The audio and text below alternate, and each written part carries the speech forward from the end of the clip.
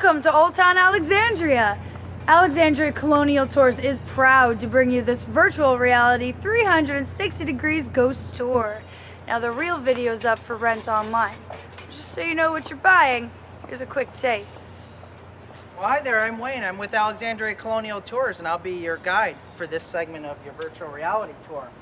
Welcome to Alexandria. It sits on the banks of the Potomac, third busiest seaport in all colonial America.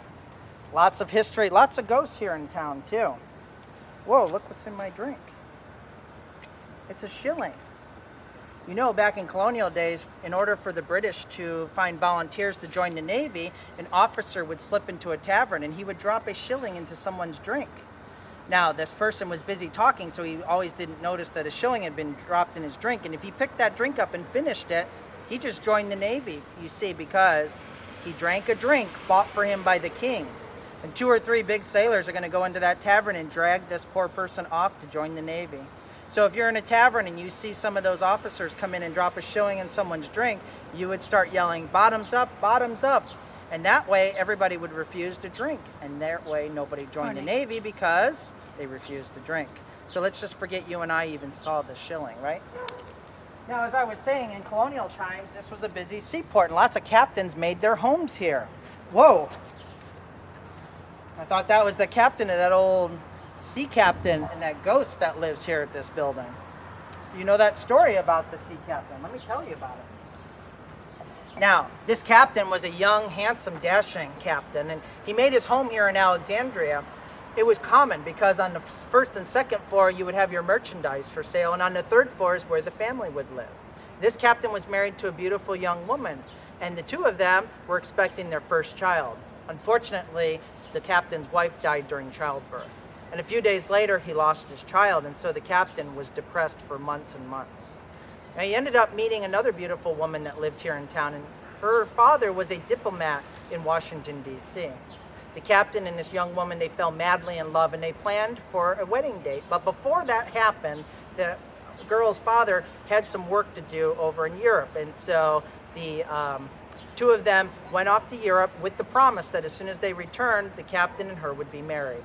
So off they go, and for weeks the captain's waiting. For months the captain's waiting. And every single day he cannot figure out why they don't return to him. Every single night he would go down to the river and go to the docks, and he would poke around down there asking questions, asking the captains and the other crew, "Have you seen my fiance? Have you heard from them?" Nobody had. Finally, in desperation, the captain decided he was going to go search for her himself. And he gets into a ship, and he goes to Europe, and he goes to all the capitals, London, Paris, Madrid, Rome, but he cannot find them. There's no word from them at all. He returns here to Alexandria very depressed. And he ends up dying into this building as a very depressed and upset older man. Now he's gone, and of course the sea captain's building is gone, and the Christmas attic is here. But his ghost is not gone. It haunts this building to this day. Visitors who go by the building and go around the corner happen to glance up, and they say that they see an apparition of a captain looking out the window, still looking for the sails that would bring his fiancée back to him. The Christmas attic's manager told me a story one time. Now, it was very early in the morning. He had come in early in order to go upstairs to gather some merchandise and to come down and stock the shelves before the store opened. And his arms were full of things, as you can imagine. And all of a sudden, he heard a noise. He looks over, and the adding machine, the light had turned on, the little green light. Well, he puts all the merchandise down, goes over to the adding machine, and when he looks at it, the tape was coming up. Each line on the tape was the exact item he was holding in his hands. The total at the bottom of the tape exactly matched how much merchandise he had. Well, he noticed that the on and off button, it was switched off, and yet the green light was on.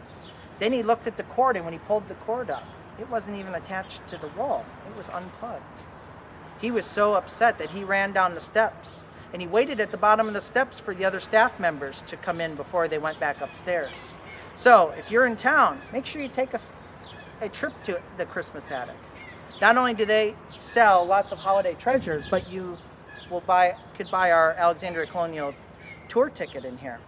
We give a 60-minute tour by a costume guide, and one of our guides will abandon you in one of our historic graveyards. I can't promise that you'll find the ghost of Christmas past in this building, but you just might find the ghost of Alexandria's past.